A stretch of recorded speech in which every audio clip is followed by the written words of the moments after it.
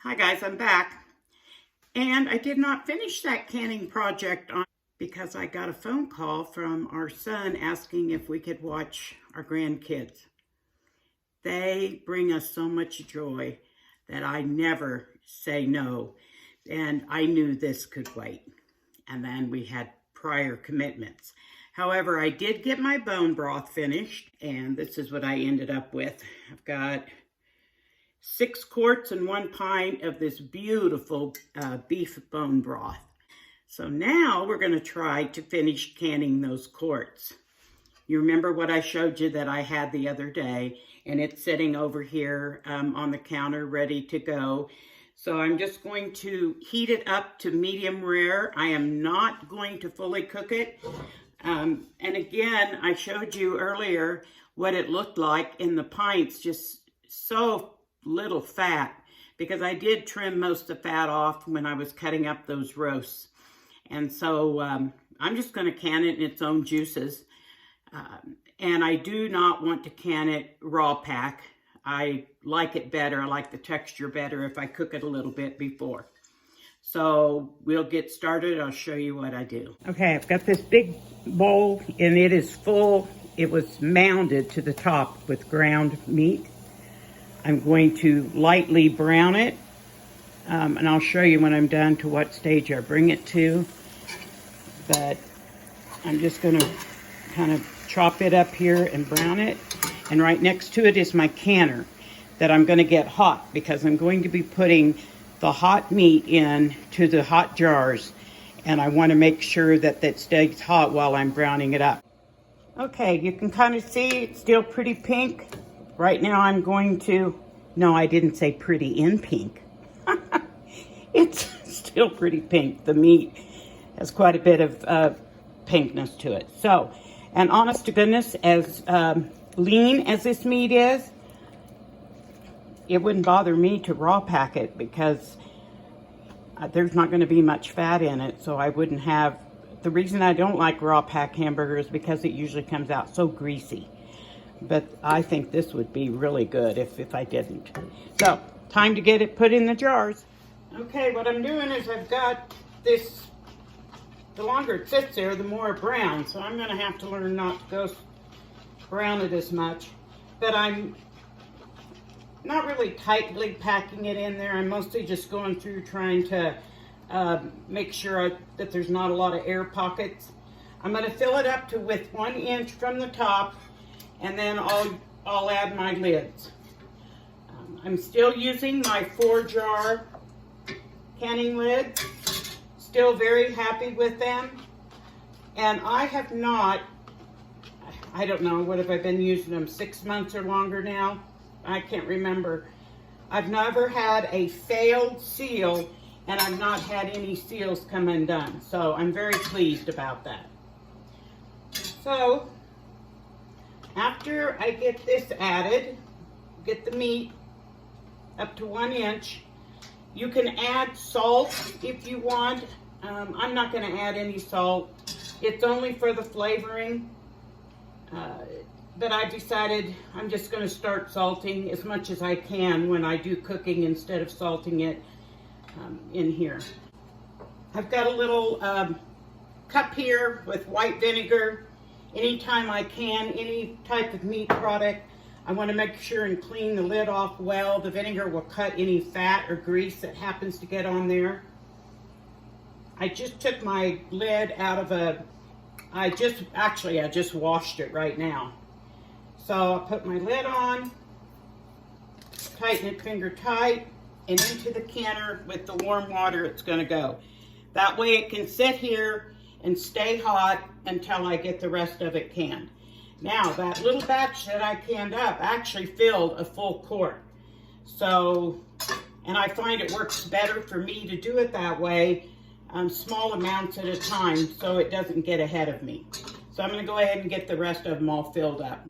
Okay, I've got the water that's hot in here because I've got it on high. I've got a little bit of olive oil on this paper towel, and I'm just going to put a light coating here around the rim of the canner, and then around the rim of the lid. think some people use Vaseline. I've always used olive oil. There is a notch right here in the canner, an arrow on the lid. You line those up. And then the All-Americans, ouch, that's hot, have these knobs that come up. And you basically, at first, you're not tightening them, you're just bringing them up. Make sure that they're on there. And now that they're all on, and you go opposites. Now that they're all on, I'm gonna snug it down.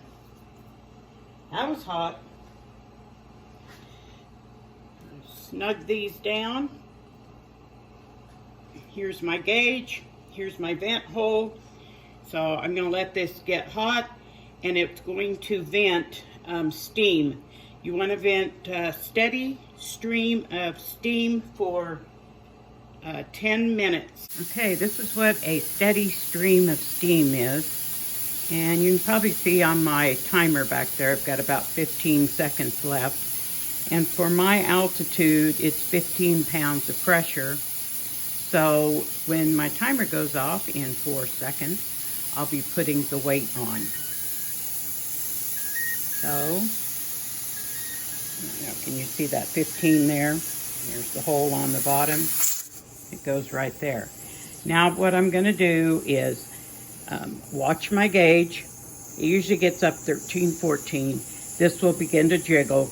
Then I'm going to set my oven temperature, stovetop temperature down. And after you've done this a while, you'll find where the sweet spot is that will hold pressure in your canners. So I'll turn that back, get it set, and then once I know that it's steady and this only jiggles a few times a minute, then I will start timing. I've got quarts. Quarts of meat are 90 minutes. Pints are 75. Okay, I need to share this with you. I've got too many irons in the fire, and I know better. Never, ever, ever leave your pressure canner unattended when you are canning. I checked it before I left the room. I was out of the room probably 3 minutes, maybe 4. And as I walked back into the kitchen, I heard pop. Now the safety plug, which is that black rubber thing, did not come out. All that happened is the weight got lifted and the steam was released. And when I looked at the pressure, it was only at 12. And I got a 15-pound weight, so I'm not real sure what happened. But there, now my weight dropped back down. So I'm going to go ahead and open the lid, let it cool down a little bit, open the lid and make sure none of the jars broke. Did it scare me? Oh, yes. But luckily it wasn't anything dangerous. So I'll check back after I have a chance. I just hope all them jars of hamburger didn't break. All I can say is, thank God I lucked out. None of my jars broke, so we're going to start over. And which means I'll be starting over with putting the lid on, doing the 10 minutes of venting steam, and then put the weight back on. And trust me, I won't be leaving the kitchen this time. Well, it's the next day again. And sorry I look a little, befuddled, beshoveled, whatever the word is. We're down in my pantry because honestly, I've already brought down most of what I did the other day. The lighting is bad. I know. That way you can only see half of me. So what I ended up doing, and I'll turn around here and show you most of what we ended up with. But I took like I explained, I took my extra roasts. I'm going to say we probably had 12 or 13 roasts, anywhere from about this big, the chuck and arm roasts, and they were all about 2 inches thick, down to some about this size, the rump roast. The arm and chuck had bones in them and a little bit more fat, and the rump roasts were just very, very lean. We took I took one of the rump roasts because it's so lean, and sliced it really thin for my son and his wife, and they're going to make jerky with it. I ended up with 11 pints, which is approximately 1 pound. I said it before, I'm going to say it again. This is the leanest hamburger I've ever had. This was canned in its own juices. I don't know if you can see the broth that is in there. It's a beautiful broth with just a tiny little fat ring. 6 quarts of ground beef. Now, of course, this is a quart, but again, this little bitty bit of fat does not go all the way through the meat. It's just around the edge. So this is very, very lean meat. And then I did 5 pints of white beans.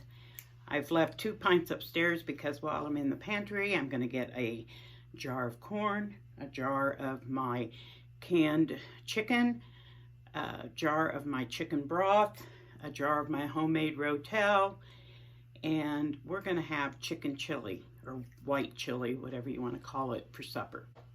I honestly cannot remember how long I've been using them, but I just found some of my canned chicken from over a year ago. I have never had a failed seal, and I've never had anything come unsealed. So I'm very pleased with them. So thanks, guys. Thanks for being here with me. I'm gonna finish stocking my shelves and get started on supper. Again, sorry, but I've been outside working. That's part of homesteading, right? See y'all later.